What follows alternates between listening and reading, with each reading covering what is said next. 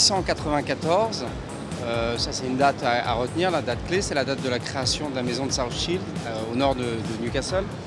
Il faut tout simplement, je dirais pour être concis, il faut tout simplement imaginer l'été et l'hiver à Newcastle. Donc effectivement, Il fait froid tout le temps. il fait un temps, je dirais, assez humide. Eu égard à la technologie qu'ils avaient à l'époque, comment rendre un vêtement, je dirais, intemporel, quelles que soient les conditions. Et ils ont utilisé la technique du vêtement huilé.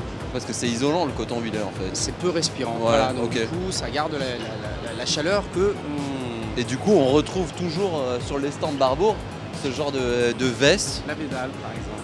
La bonne veste de petit col en velours, doublure tartan.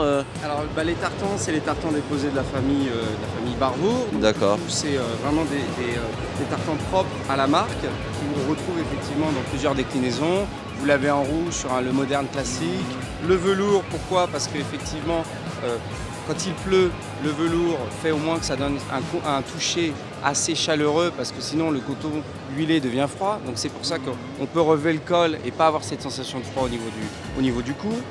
On a les pressions pour rajouter la capuche.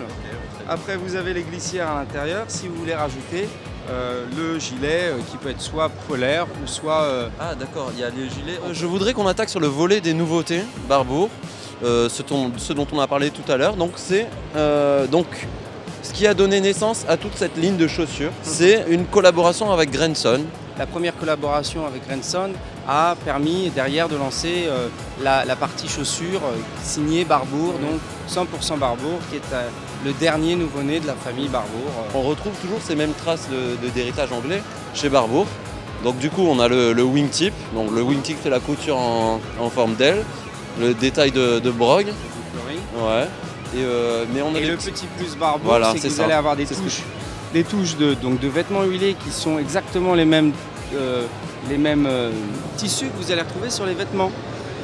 Voilà, donc soit ça peut être effectivement de manière assez discrète quand ça va être sur le talon, ou de manière un peu plus visible quand ça va être sur la totalité du pied, ou alors là vous allez avoir un petit matelassé sur la languette de serrage. Très Barbour.